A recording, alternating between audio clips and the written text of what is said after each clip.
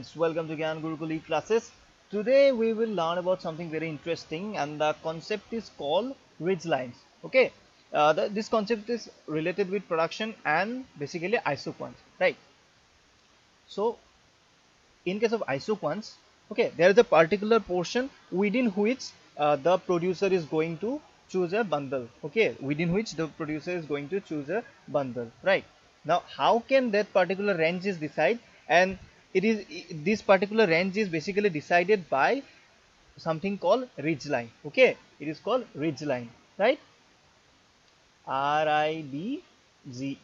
Okay, RIDGE. This is called ridge line. Clear? Now let us see what is ridge line.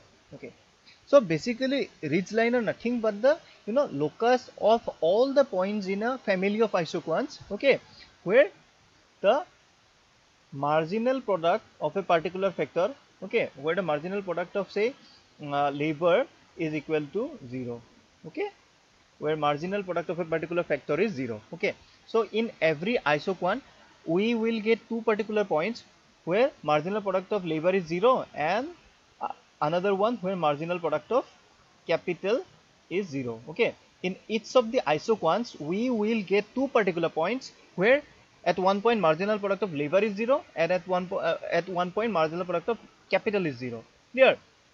And joining the points of points where the marginal product is 0, we get something called ridge line. Okay, we get something called ridge line. Clear? Okay, now before showing the marginal product to be 0, we have to see we have to find out the marginal rate of substitution, which is 0, in which point the marginal rate of substitution is or the marginal rate of technical substitution is 0. Okay, so we know at any point in the isoquant when we draw a tangent at that particular point, the tangent denotes the slope of the isoquant, right? Like if I draw a tangent here, okay, that means at that particular point, at this particular point, the slope of the curve is this curve. Okay, this tangent is showing the slope of the curve, right? So now we have to first find out at which point that marginal rate of technical substitution is 0, okay, or the slope is 0, right? See, there are basically 2 points. One is where something like towards the upper part, right, where if we draw a straight line, okay, if we draw a straight line, okay, this straight line is tangent at this particular point, right, at this particular point here. Let me denote this point as point A, right? Similarly, we can also draw a straight line here. Okay, this straight line is denoting a particular slope here. Now say okay, this is the slope at this point, and let me denote this point as point B, right? Point A and point B. Okay, see, now at this point, okay, at this point the marginal rate of technical substitution of labor and capital. See, here we are substituting labor for capital, right? That is, we are replacing labor in place of capital. Clear? Or we are given up capital to gain an additional unit of labor. Yes. So at this point, that marginal rate of technical substitution of labor and capital is 0. Clear? It is 0. And in our previous class we have derived an equation. Okay, we have known that marginal rate of technical substitution of labor and capital is nothing but the marginal product of labor divided by the marginal product of capital. Clear? It is nothing but the MP of L divided by the MP of capital. Clear? Now when something happens to be 0, if the result of a division happens to be 0, it must be the numerator. Okay, it must be the numerator which have to be 0. Okay, it must have to be the numerator which have to be 0, because 0 divided by something is always going to be 0, right? 0 divided by something is to be going to be 0. Okay, therefore in order that the marginal rate of technical substitution of labor and capital to be 0, it is mandatory, it is mandatory that this here, that is the marginal product of labor, it must be 0. Okay, MP of labor, or the marginal product of labor, it must be 0. Okay, that means when the marginal rate of technical substitution of labor and capital is 0, that is at this point B. Okay, at this point B, the marginal product must be 0. Okay, the marginal product is also 0. Clear? Now let's come here to point A. Okay, let's come here to point A. Now at point A, we will now calculate what? We will now calculate the marginal rate of technical substitution between capital and labor. Okay, now we will calculate MRTS LK, not LK, MRTS KL. Okay, MRTS KL. Here, now in that case, what is the equation? The equation would be marginal product of capital divided by marginal product of labor. Now the equation would be like this, right? We have already learned about this in the previous class, right? So now see, at this point, if marginal rate of technical substitution between capital and labor is 0, okay, if it is 0, see, if we calculate at this point, at point A, if we calculate, if we going to calculate MRTS LK, right? If we going to calculate MRTS LK, then it would be infinity. It would be infinity. Why? Because we will see the slope as a point of view from labor. Okay, in that case, see, what is the slope? It is a vertical straight line. Okay, it is a vertical straight line, and we have already know that when the slope is a vertical straight line, that means infinity, right? That means perfectly inelastic. Okay, similarly, when the slope is when the slope is a horizontal straight line, okay, horizontal straight line parallel to the x-axis, in that case it is 0, that which we have already seen in case of MRTS LK at point B. At point B we have seen this, right? That was 0. Now at this point, if we are going to calculate MRTS LK, okay, then it will be infinity, right? But if we see, okay, if we see it from the point of view of capital, okay, from the point of view of capital, that how many amount of labor is being given up in order to gain an additional unit of capital. Okay, that is how many amount of labor has been given up to use an additional unit of capital, which is denoted by this MRTS KL, or MRTS capital and labor. Okay, in that case you can see, okay, in that case it would not be a straight line. Okay, it would be not a vertical line from the point of view of capital. Okay, in that case it would be a horizontal line. Okay, see from the point of view of capital, not from the point of view of labor, see from the point of view of capital, right? It would be a parallel to the x-axis, okay, or the axis of capital, right? And that means MRTS capital and labor is equal to 0. Okay, see the difference clearly. You have to understand the difference. That is, at point B we are calculating MRTS LK, and at point A we are calculating MRTS capital and labor, right? And it is equal to 0. That's why MP marginal product of capital divided by marginal product of labor, it should also be 0, right? It should also be 0. And if this have to be possible, in that case, this one, that is the that is in the numerator, okay, that is in the numerator, it must have to be 0, right? The numerator must have to be 0. Clear? That means the marginal product of capital has to be 0. Okay, now what have we got? We got that at point B the marginal product of labor is 0. Okay, at point B marginal product of labor is 0, and at point A the marginal product of capital is 0. Okay, now we got those 2 points of the isoquant I1 where the slope is 0. Okay, right? Now for each of these isoquants, we will get that two particular point where MRTS LK is 0 and MRTS KL is 0. Okay, for each of these, in difference curve we will get that particular point. Now let's see what are those points. In this case, let's say this one. Okay, at this point. Now here it would be at, say, this point. Okay, this point. Similarly for this curve, okay, at this point, and the MRTS LK of lever and capital is at this point, right? Now what have we got? We have got certain points. Sorry, we have got certain points. This one a point, this one another point, right?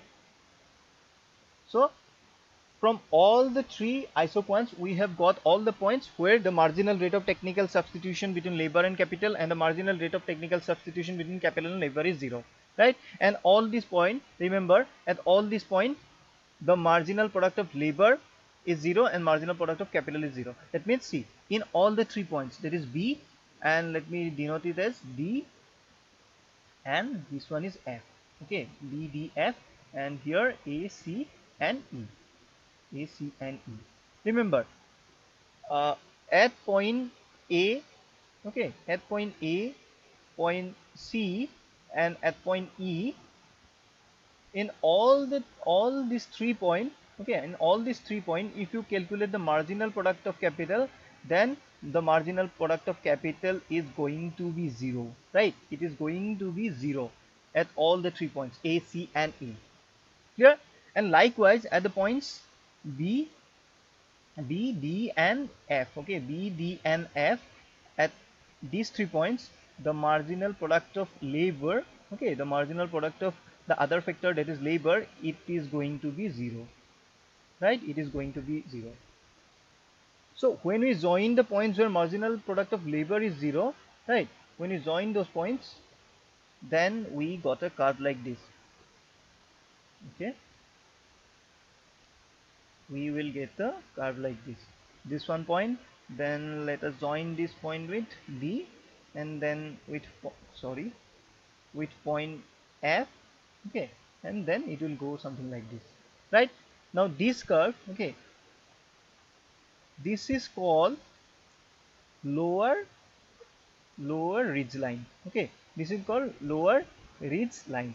Okay, and similarly when we draw when we join all the points where marginal product of capital is 0, right?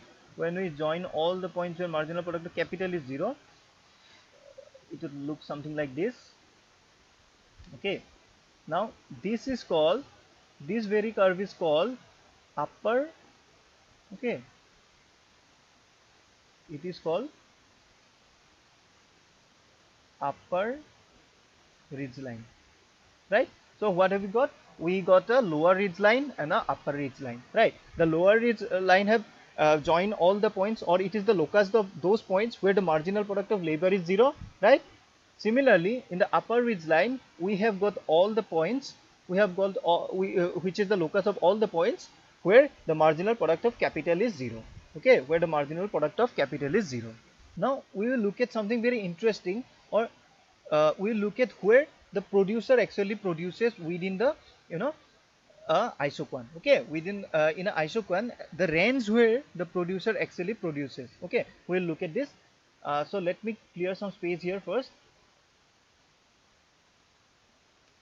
Okay, now see,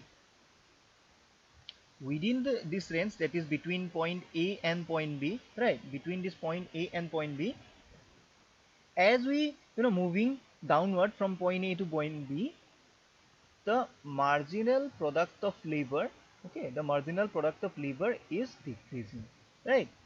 As we move from point A to point B, the marginal product of labor is decreasing here. But the point is, as long as we are or the producer is producing within this range, that is within the range A and B, at any point within this range, his marginal product, though it is decreasing, but it is positive. Okay, though it is decreasing, but it is positive. Clear? when the marginal product of labor, okay, when we reach this point, that point B, the marginal product of labor becomes 0, right? At point B, marginal product of labor becomes 0. Clear? Similarly, beyond point B, okay, when the producer produces beyond point B, that is in this range, okay, that is in this range B I1, okay, in this range when the producer produces, in that case, okay, in that case the marginal product of the producer is negative. Okay, when we produce beyond B, okay, beyond point B, then the marginal product of labor is negative, right? That means, suppose if a producer is currently producing at point B, right? Now if he increases, okay, if he now produces, suppose at this point, right, at this point, that means his marginal product of labor is going to be negative, right? And as a producer, think yourself as a producer, if the marginal product from labor going to be negative, will you employ an additional unit of labor, right? Will you employ? No, obviously no, because if I am employing a person and he is giving me negative return, okay, he is giving me negative return, then what is the, what is the, cause of employing him? There is no cause of employing him, because he is not giving me positive return, rather he is, giving me negative return. And as a producer would never employ someone, never employ a factor if that factor gives him a negative return, right? That's why beyond point B, the producer would not produce. There is another reason why. Okay, we can see it. Say, if suppose the producer produces at this point, and let's name this point as point C. Okay, if he produces at point C, let's see how many amount of capital and labor he is being, utilizing, right? How many amount of labor and capital he is being, using. See, if he produces at point C, he is, say, using this much of capital, and at the same time he is using this much of labor, right? Okay, let me name them. It is K1, and say this is L1, right? This is L1. Okay, now see one thing. At this point, okay, if the producer produces at this point, okay, how many amount of capital he uses? He uses the same amount of capital K1, but how many amount of labor he is using? He is using, say, L2 amount of labor. Now see, L2 is lower than L1, okay, L2 is lower than L1, but when he produces using K1 and L2, he got a point, say point, okay, let me denote this point as point G, and I have already give a point C, so this is not point C. Let's make it point what, uh, let me cut it and let me write it as point J. Okay, this is point J, right? Sorry, this is point J and this is point G. See, you see the bundles. Okay, at point J, the producer is producing with K1 amount of capital and L1 amount of labor, right? And at point Z, the producer is producing with K1 amount of capital and L2 amount of labor, which is less amount of labor. Clear? But both the points will give him the same level of output. Why same level of output? Because both points G and J, they are on the same indifference curve, that is I1. Both G and J are on the same indifference curve I1. Clear? That means they are producing the same level of output, but in one production bundle you are utilizing less units of labor, and in one bundle or in one production function you are using more amount of labor. Now, as a producer, think rationally. Think rationally. If you can produce the same amount of output with a lower amount of labor, will you increase the amount of labor? No, obviously increasing the amount of labor will cost you something, right? It will obviously cost you. So if you can produce the same output with L2 amount of labor, there is no reason in the world that you would move to L1 amount of labor. Okay, there is no reason in the world that you would move from L2 to L1 amount of labor. That would only cost you as a producer. Okay, it would not make any profit for you. Clear? So that is the reason why beyond point B, the producer would not produce. Beyond point B, the producer would not produce. because it would give him a negative return, and no producer in the world is uh, wants any negative return, right? That is why b is the limit. Okay, b is the lower limit, and that's why it is called the lower ridge line. That is, the lower ridge line is combined of all the points, or lower ridge line is the locus of all the points where, which is actually the lower point of his a producer's production range. Okay, it is the lower point of a producer's production range. That is, the producer cannot produce any point beyond b. Okay, right? Okay, now see, at point a, the marginal product of capital. Okay, at point a, the marginal product of capital, sorry, the marginal product of capital is 0 at point a. And within this range, that is when we move from point b to point a, okay, when we move upward from point b to point a, then the marginal product of capital is, it is falling, no doubt it is falling, but it is at least positive, right? It is falling, but it is positive when you move from point b to point a, right? And when the producer produces at a point which is above point a, okay, which is above point a, in that case the marginal product of capital would be negative. Okay, it would be negative, right? The same case, okay, the same case, let's say, take this point here. Okay, at this point, if you draw a straight line here, if you draw a straight line here, okay, and let me denote the labor as L3. Okay, L3. Now you are using this much amount of capital at this point. Okay, you are using this much amount of capital, but at a lower point here, okay, say here, you can produce the same amount of output with a lower level of capital. Okay, the labor remains same, but you can produce at a lower amount of capital the same very level of output, right? That is, there is no reason in the world that a producer would produce at this point, right? That is why this is the maximum point up to which the producer could go. Okay, the producer could, up to which, this is the uppermost point of the producer. That is why all these points are called together called upper ridge line, right?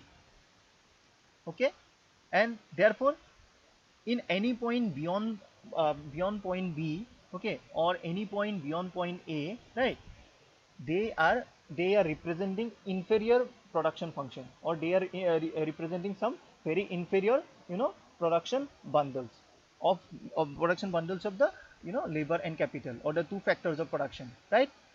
That means all the production function which lie in this region, that is between a and b, or if we say in this curve, in the second isoquant, that is I2, that is in this range. Okay, that is c and d, between c and d, and similarly here e and f. Okay, within this range, that is the within the range of lower ridge line and within the range of upper ridge line, between the two ridge line, the portion we get between the two ridge line, only there, okay, the producer will produce only any point in the any point of the production function only within this range, within the range of lower ridge line and upper ridge line, the producer is produced. Why? Because if they produce beyond those ridge lines, then it will mean a production function which is inferior, right? Which is inferior. Why inferior? Because it is either employing more amount of labor, okay, or it is either employing more amount of capital than than a lesser amount that where he could have produced the same amount, right? So that's why the ridge line is very important concept in production function, because it gives the range where a producer would choose his production function. Okay, it gives a range where the producer will choose his production function in a isoquant, right? So with this, the video ends here. Hopefully you like the video, and if you like the video, then please hit the like button, and don't forget to subscribe and share to our channel. And if there are any queries, you can you can hit the comment section, and if there are faults in our videos, then also feel free to say to us in the comment section, right? Thank you.